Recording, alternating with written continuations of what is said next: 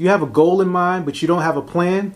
Well, this week on Motivation and Confidence, we're going to share with you how to create a plan and stick to it. Stay tuned.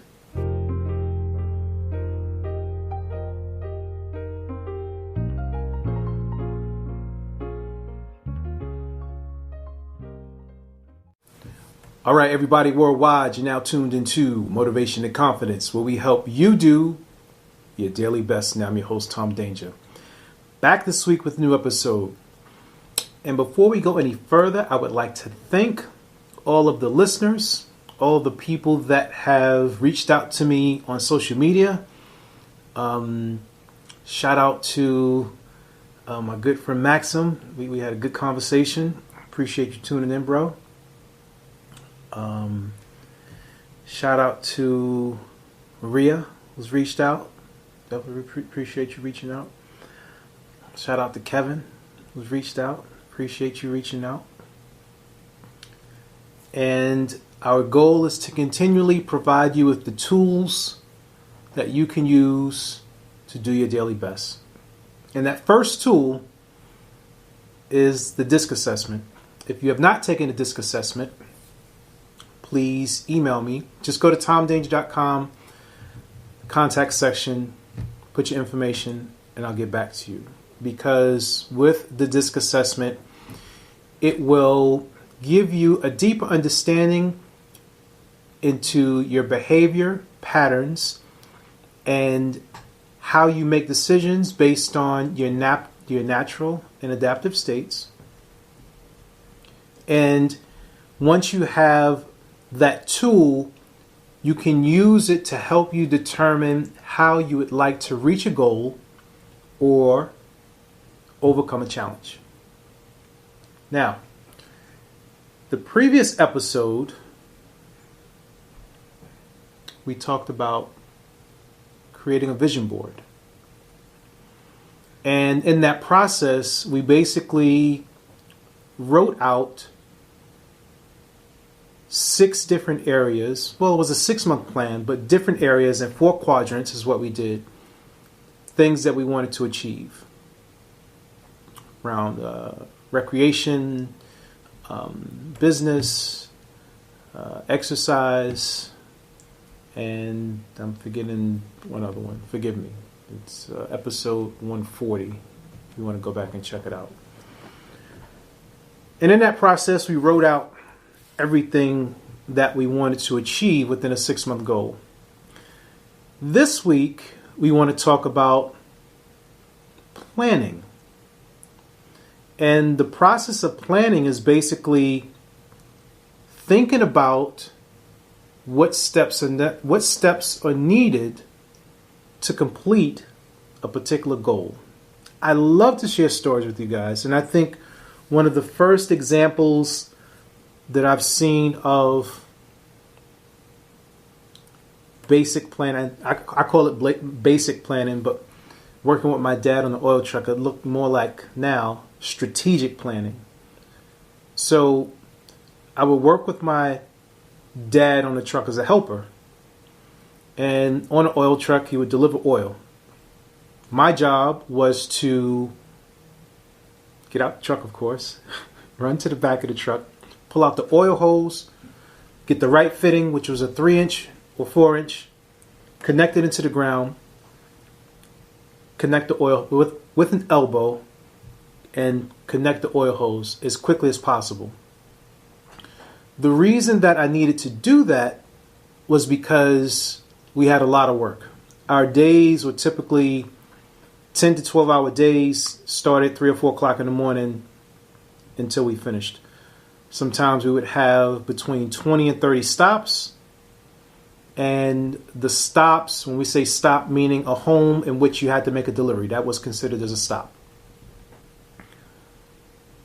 So we would have all these stops throughout the day, and sometimes the way that the company would give the work out, they wouldn't necessarily route the work so that it's like one block or one house next to each other. It would be one house on 100th Street, another house on Jones Street and 103rd Street, another house just all over the place. So what my dad would do is, and I'm paraphrasing here, we would go and we would sit down and have breakfast first. Once he would get all his work, again, still 3 or 4 o'clock in the morning, go to a diner, grab a good breakfast, and he would start to look at the work by volume. The truck held about 7,000 gallons full. Fuel oil number 4 is what we would haul.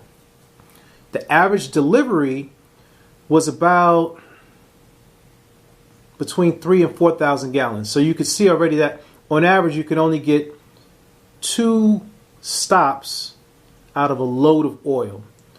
So what he would do is figure out how many stops he could put together close that would make one load.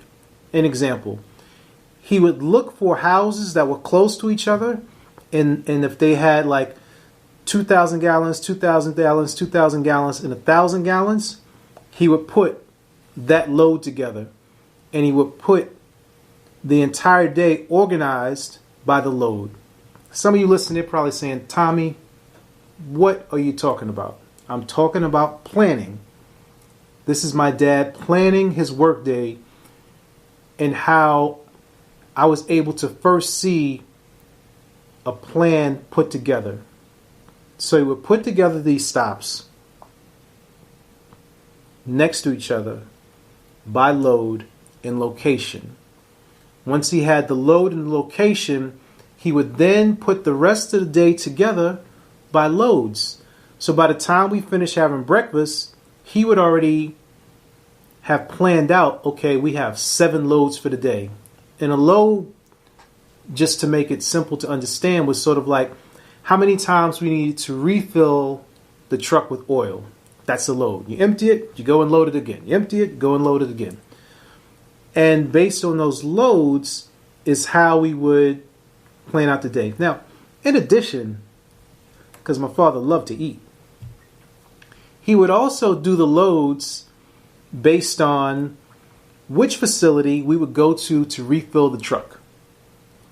And he would always want to make sure that the midday load was next to a location where they had good food. Now, on a truck, most of the time you're in desolate areas, so you don't ride around and get to pick what you're going to eat. Most of them are diners. And a lot of the diners back then were pretty crappy. You know, you'd be lucky if you ate a tuna sandwich and didn't have diarrhea by the end of the day. Right? So you want to be leery of where you wanted to eat. So he would make sure that he would route out the stops to make sure he stopped at a good diner to where he can get his favorite lunch. And I didn't really like any of the diners. Most of the time I would just have my thing was 2 toasted English muffins with jelly and maybe a container of milk or something like that, because I was pretty young. But that would be my meal. Or I would have a grilled cheese sandwich and a ginger ale. That would be it. I didn't like chicken cordon bleu or meatloaf with gravy on it and mashed potatoes and all that. Or corned beef and cabbage. As a kid, I didn't like any of that stuff. I just liked a basic sandwich. And they wouldn't make basic sandwiches. Like if you wanted a sandwich, like a regular turkey and cheese or ham and cheese sandwich, it would be hand cut from like an actual oven roasted turkey or ham, not like the deli slice, and they would just be hacking off big old pieces of meat in your sandwich. You'd get it be like so big and thick and you couldn't really get through it. So we made sure that we planned the day out to where the loads were completed, we had a good meal, and then whatever the last stop was, because we didn't live together, what stop would bring me closest back to my home. And in addition, he would also keep track of the total volume of oil that he hauled for the day. So he did 3 things. How many loads based on a destination and total number of gallons hauled. He was a math wizard, but in a very logical sense. We're not talking calculus or algebra. We're saying basic math, addition, division, multiplication, like not all math isn't basic like that, but I'm saying it wasn't complex math.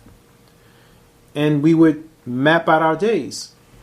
To have a little fun sometime, we would pick out particular magazines. I won't really go into what type of magazines that we would be looking at, but we would get some magazines and shoot the breeze and talk about life. And a lot of what you see on camera, or a lot of the drive that you see me with, it comes from my dad and him being able to plan out his days.